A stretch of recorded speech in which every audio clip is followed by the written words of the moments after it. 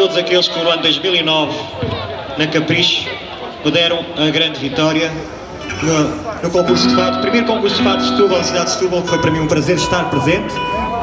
E a todos eles, foram 170 e tal que votaram em mim, a todos muito, muito obrigado. Para vocês, um poema da Albina Duarte, no fado triplicado, Por um Acaso.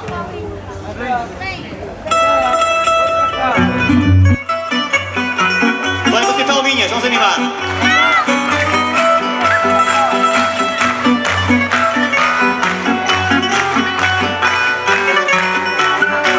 Entendi que era verdade toda aquela claridade a entrar pela janela.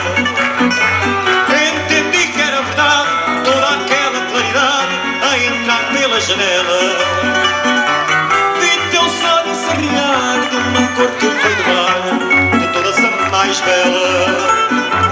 Vi teus olhos a brilhar de uma cor que veio do mar, de todas a mais bela. Foi o encanto desse olhar que me fez acreditar na repentina verdade. Foi o encanto desse olhar que me fez acreditar na repentina verdade. Que a porta da rua e a vontade nua e crua era agora realidade. Corri para a porta da rua e a vontade nua e crua era agora realidade. Não tirei as cortinas, fechei outro tempo que vivi. E eu por ti então tirei as cortinas, fechei outro tempo que vivi. Entre crenças nebulosas, tuas súplicas teimosas me juntaram mais a ti. Entre crenças nebulosas, tuas súplicas teimosas me juntaram mais a ti.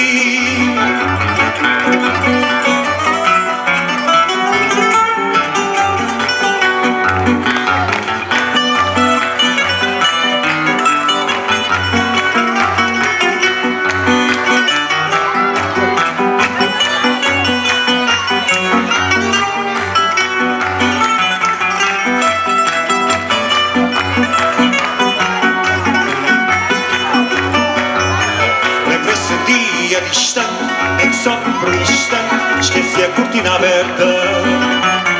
Lembra-se um dia distante, em que só por um instante esqueci a cortina aberta. E afinal o esquecimento revelou-nos ao momento toda a luz da descoberta. E afinal o esquecimento revelou-nos ao momento toda a luz da